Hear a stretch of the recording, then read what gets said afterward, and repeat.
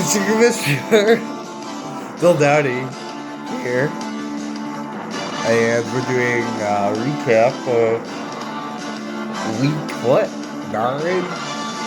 Is it? And a preview of week 10? I think that's what this is, this video. So, let's get into it. I'll try not to skip any more weeks, guys. I won't be busy anymore managing my team, but we'll get into that. Let's start with our recap first of last week. We kind of well screwed up. It's gonna make me freak out the rest of the video. But Duncan Club Splash is destroyed by Joe's team. I'm going to say Joe's team because Joe switches his team's name almost every week.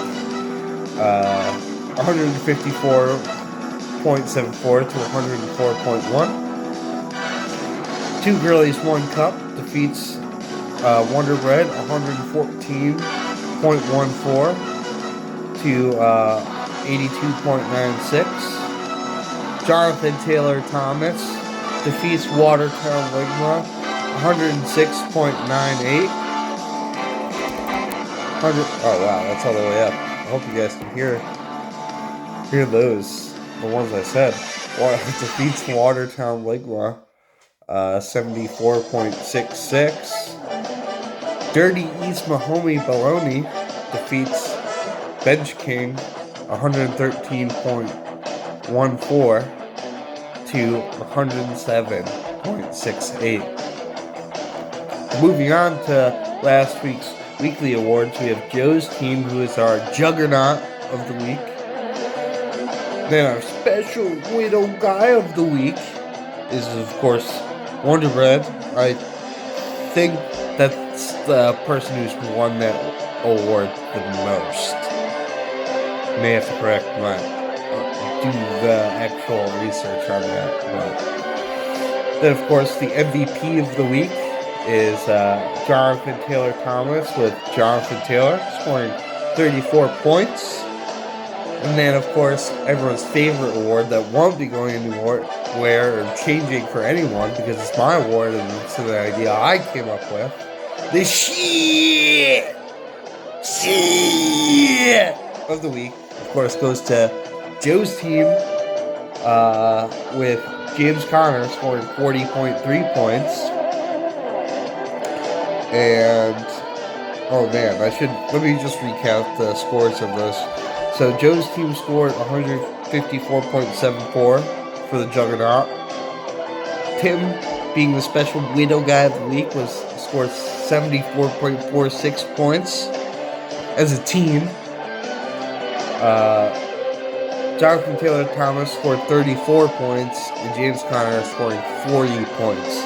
And then this week I'm adding another award, which is the worst start of the week, or the SMA, the Splash Memorial Award. And that goes to Watertown Ligma this week. I know I didn't win it this week, guys, but he had DeAndre Hopkins on his starting lineup, who scored 0 points. So, there you go. That was week 9. We're on to this week now, which is, how time works. It always moves forward, so we're moving on to this week. Oh yeah, I've been statistically eliminated from playoff contention as a result of my loss this week being a 1-8 squad. So, there's that. So, this week, we have Wonder Bread taking on Splash, the Club Splash here. The projections say Wonder Bread defeats the Club Splash by 14, 128.1 to 114.6. We'll see. Who knows? Will Nick Chubb start? Will he not start? Is COVID a real thing? I don't think. Who really thinks so, anyways, these days? Crazy. Anyways, this is going to be our featured matchup of the week, because you can tell I'm really trying with these, picking these out.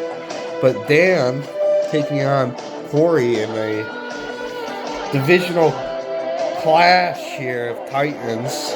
in the good division, as they would like to call it. I would say it's the division of two jerks, but then people call me a jerk. 140, Jonathan Taylor Thomas's score defeats Dirty East Mahomie Baloney by 4 in that game. So we'll see. Projections, that's what the projections say. That's the featured matchup of the week. Who cares really about that one at all? But moving on, we have Watertown Ligma taking on Bench King, and Bench King gets the win in this one via projection 134.2 to 129.2. So a lot of close games, except the one that I'm in currently. And then we have Joe's team taking on Two Girlies, One Cup, and the projections have him winning that game 144.6 to 134.